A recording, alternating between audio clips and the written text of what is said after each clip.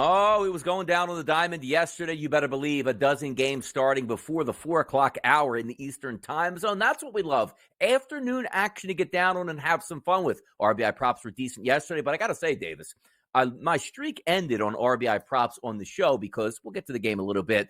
The Dodgers didn't score a run on my goodness. Like, if you're going to lose anyway, like if the Dodgers put up 8 runs and Freddie Freeman didn't get an RBI, that would be a tough scene to swallow. But the fact that the Dodgers didn't even score yesterday was compelling. We'll get to that in just a little bit, but I'll tell you what's not compelling right now. That's the Houston Astros at 6-14 on the season, 4-9 at home. Why? They lost yesterday in extra innings, gave up the lead to the Atlanta Braves in a 5-4 loss, which moves the Braves to 12-5 and 8-3 on the road.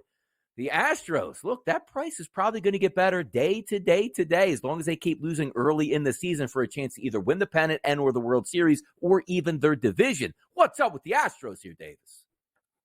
Well, they can't pitch. They have no good pitchers on the roster. JP France comes out, throws 90 pitches in 5 innings, gives up 4 hits, walks 2 guys, only strikes out 4.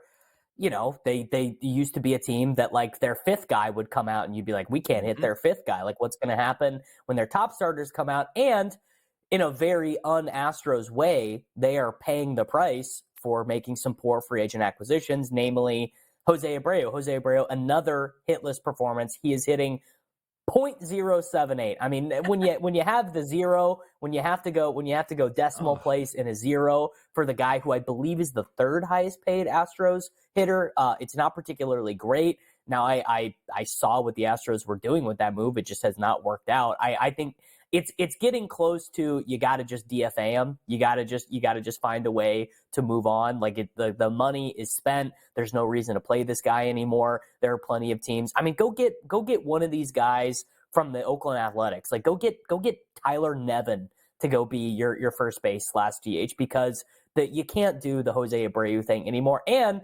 Bregman actually did take 3 walks yesterday, but he's not hitting. It's just like they just have a lot of guys who are underperforming their, the back of their baseball card right now. And if you are a really good team and you've got pitching problems, you've got a questionable bullpen, you've got a highly paid guy at your primary hitting position, right? Because when you have a first base or a DH who can't hit, I mean, that's supposed to be the position you are getting really good hitting from, right? Like you kind of need to have like a 130 OPS plus guy as your first base /DH, because you can't sacrifice you need to have good defensive players elsewhere. So just a lot of compounding problems. I'm still not worried about the Astros. Talk to me in June if I'm worried about the Astros.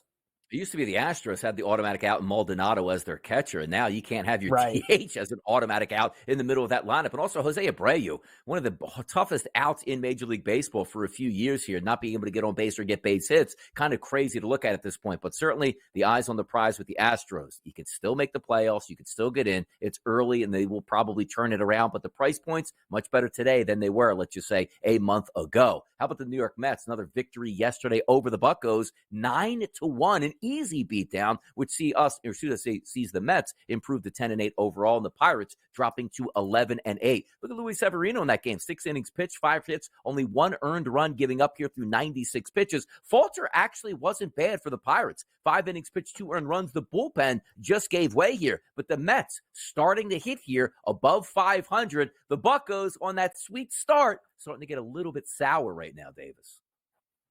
It's always going to come for everyone, for all these mediocre teams. It started to happen for my Kansas City Royals yesterday, losing game 2, even though Michael Wacha pitched well against the White Sox. These overachieving teams at the beginning of the season, it feels so good. Like, I'm a Pirates fan. We're first in the division after a month. It feels great. And you always start to fall back down to earth a little bit. I do like that they have they've just moved O'Neal Cruz up to first in the order, and they said we're not winning as a baseball team if O'Neal Cruz is batting 6th. Like, if that's how good he is, our season's not going to happen. So we might as well get what we can out of him. And I hate to say this because I know our faithful staff, our boys here at SportsGrid, a lot of them are big Mets fans, but also sort of much ado about nothing to me with the New York Metropolitans. Like, they're just a pretty average team, and they have the bad misfortune of playing in probably the toughest division in baseball with with the Braves and the Phillies both being in that division. They're both just much better teams than the Mets. They did we were able to get Francisco Lindor on base and scoring a run yesterday, hitting 151 on the season. So any game that Lindor is able to contribute right now, let's get him out of that slump. Pretty good Pete Alonso game. Starling Marte and Harrison Bader both hit home runs. I mean, look, anytime you can get your 8-hole hitter a home run, it's probably going to be a good appearance. And Falter was pretty good in this game in a way that all Pirates pitchers, don't you feel this way? Pirates pitchers are just always pretty good. Like their pitching staff they don't spend a lot of money as an organization, but their pitching staff does always turn these very mediocre starting pitchers into like right about league average.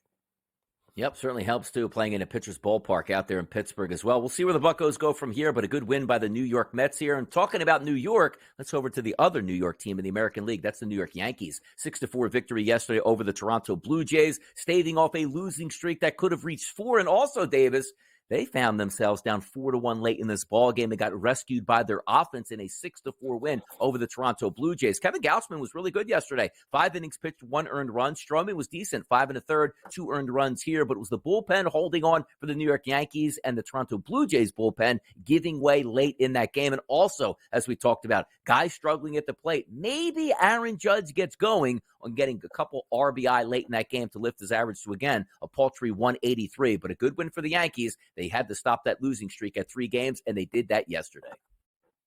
Good win for the Yankees. Got Stanton and Soto both hitting a home run in this game. I mean, it feels like the biggest win for the Yankees in this early season is that Stanton looks more like Mike Stanton than Giancarlo Stanton, where he's hitting home runs, he's hitting 250, he's still striking out a bunch. But I feel like last season Stanton was just so maligned by Yankees fans. They were like, get this guy off the team. He's never healthy. Guy strikes out all the time. But to reach their ceiling as a team, they need Judge hitting 40 home runs. They need Stanton hitting 40 home runs. Like, that is a very fearsome combination.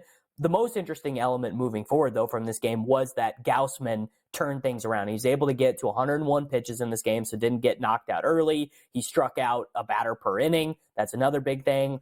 Did have the 3 walks in this game, but that's always going to happen with him a little bit. But we were talking on the show yesterday with Zinno, like we were worried another bad performance. It's probably going to be Kevin Gausman. Is he going on the IL? Is there something wrong? Like, does he need to have Tommy John? Like what, because his velocity was down a little bit. His hard hit rate was way up, and he was pretty solid in this game. And the ugly thing that has happened to the Blue Jays is that they've had a real talent creep. You know, it was like 2 years ago, they were like, oh my God, is this the best lineup in baseball? Like, they just absolutely, they have like 1 through 9. They have all these amazing guys. And then you look at the bottom of their order now, and it's like, all right, well, the Alejandro Kirk thing didn't really work out. Kevin Kiermaier's playing a lot for defense, not a particularly great hitter. The Varsho trade didn't really work out. Isaiah Kiner-Falefa is like way too involved. Why is Isaiah Kiner-Falefa playing every single day for this team? I feel bad for Blue Jays fans. I feel like they kind of deserved better out of that young core of Bichette and Vlad, but does not really look like it's happening. No, and also, but you know what's happening here? We're taking a look at the Angels playing competent baseball and being 500. They go on the road and take care of the Tampa Bay Rays yesterday as the Rays dropped to 10-9. If looking at the pitchers in this baseball game, it was okay. Reed Detmers, 5 1/3 innings, 2 runs, only one of those, however, earned. Littell, 5 2/3 innings, 3 earned runs. So competent starts out of both of those guys, but maybe one of the hotter first 4 batters in the lineup in the league. Take a look at Rendon, who started off horrendous here. Batting .254 seems like an unbelievable miracle at this point as he gets 2 more hits yesterday and 2 more RBI. Trout, he blasted a home run early in that game. He's hitting .282. How about Ward, the DH, .312 on the season, also getting himself an RBI with 3 hits yesterday. And Logan O'Hoppe, the catcher here, goes 1 for 5, but he's still batting .340 on the season. The Angels being competent here. How about that? I would be so mad if this was the 88 win game Angels season and it's with Otani not on the roster. I mean, I don't think there's a real threat of that. I still think this is a pretty bad baseball team. You know, we've got Aaron Hicks batting 5th every day. Louis Renfigo is involved. Zach Neto did not, he's not going to end up being one of the top shortstops in baseball the way that we thought he would. Reed Detmers is like just the most average starting pitcher that you're going to find out there. I always find that Reed Detmers is so overpriced in lines. He's always kind of treated like B- starting pitcher, and I don't think that he is particularly of that level. How about this for a Mike Trout stat? 8 home runs in 80 plate appearances, so a home run every 10 plate appearances, 11 RBIs. I mean, if that does not tell you that the Angels are getting pretty lucky in these games, I don't know. I don't know what would. Like, Trout is having this insane start to the season. He's putting the team on his back. I guess the biggest win for the Angels is that Anthony Rendon before the season is like, I don't really care about baseball. It's not really a priority in my life. And he's still playing pretty solid. So I guess good for Anthony Rendon. It's crazy. He made those comments and then starts off the season so horrendous, like 0 for his first 40, it felt like, and has really turned it around, which does have to be a catalyst. He was a very good player for the Nationals, just didn't work out through injury and whatever happened there out in Los Angeles. But we'll see what happens moving forward, including is Mike Trout going to be an Angel for this entire baseball season. Let's get back to the Orioles here, who pick up a win yesterday, 4-2 over the Minnesota Twins. They now improve themselves, the Orioles, to 12-6 on the season. The Minnesota Twins dropping to 6-11 early. We had a pitching duel going on, and you can't blame and say, well, it's Pablo Lopez's fault we lost. 6 innings pitched, 1 earned run, 7 Ks through 87 pitches. But how about Suarez? 5 2/3 innings, no earned runs, 4 Ks, and no walks here through a clean 75-pitch effort. The Orioles are going to be a team to watch once again this year. Talent all the way through that lineup. If you can get pitching like you got yesterday out of guys that may be on front end of the rotation prospects here, you're going to be damn good, and that's why they're 12-6. The Baltimore Orioles are the best bet on the board right now to win the 2024 World Series. They're still a little bit underpriced because the market is unsure about their pitching. Now, Burns has been awesome. I think you probably need to add one more starting pitcher closer to the trade deadline. I also, what is their plan with Ryan O'Hearn, Anthony Santander, and Ryan Mountcastle? Because you look at their lineup, and those are the names that just make no sense. Like, why is Ryan O'Hearn this, like, Kansas City Royals cast-off batting 4th or 3rd every single day for this team with these young, incredible players? I think that one of those guys gets replaced at some point, O'Hearn, Santander, or Mountcastle. I don't know. I'm not deep enough in the Major League Baseball trade stuff to figure out who that would be. I also do know that the AAA lineup for the Orioles, it's like the greatest AAA lineup in the history of AAA. They score like 9 runs a game. There was a point after a month of the AAA season where the 9 leaders in plate appearances all had OPSs over 1,000. I mean, pretty nuts. So I got, Kirkstead might come up, like 2 of these other guys might come up. I am so buying on the Baltimore Orioles. AAA team in Norfolk doing damage here. Hey, sky's the limit for the Orioles right now. We'll see how it plays out. And by the way, did you know right now in the American League East, every single team is above 500. The Yankees with 13 wins, the Orioles with 12. 3 teams, including the Jays, Rays, and Red Sox, all at 10-9. Watch out the rest of the way. That is an exciting division nonetheless.